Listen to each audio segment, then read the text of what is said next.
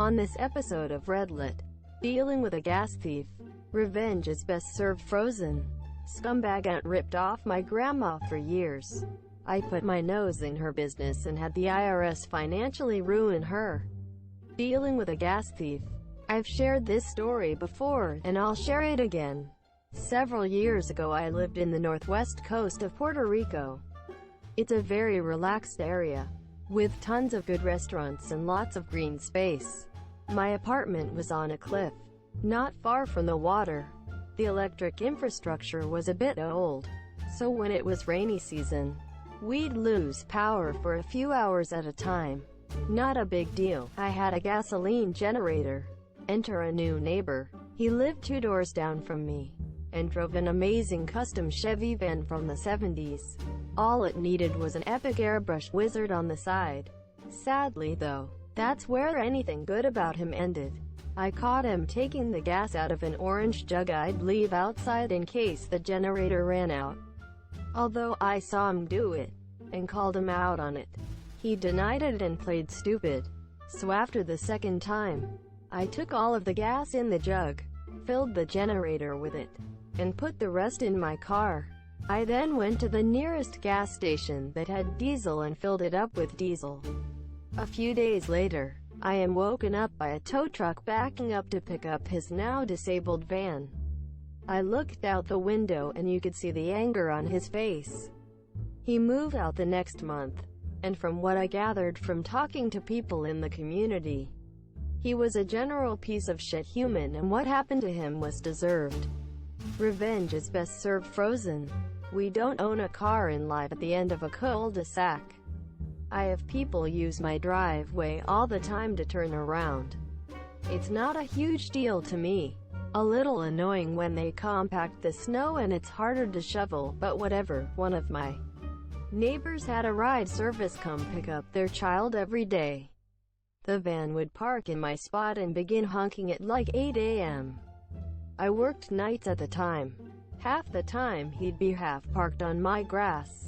I told my neighbor that I don't overly mind my spot being used, but not if he's going to honk like that every morning, and especially not if he's going to drive over what little lawn I have every time. She spoke with him. He ignored it. I spoke with him and got, "What's your problem, man? It's not like you're using it," to which I repeated that I don't mind him using it if he stays off my grass and doesn't honk every morning, apparently suggesting he wait till the kid notices he's there, or, God forbid, he have to drag his ass out of the car to knock on a door. Was just ridiculous and inhumane of me. So I left a recycle bin at the foot of my driveway. He just ran over it. I called the dispatch for the ride service and was told they are subcontractors and technically self-employed, but they will pass along the message. I wake up the next day to pounding on my door. Dude is pissed. Him, "How dare you call my boss, you stupid piece of shit? What the fuck is wrong with you?" Me, "Well, it's quite simple. You were told not to use my driveway if you were going drive on my lawn and wake me up every morning. Now get off my doorstep."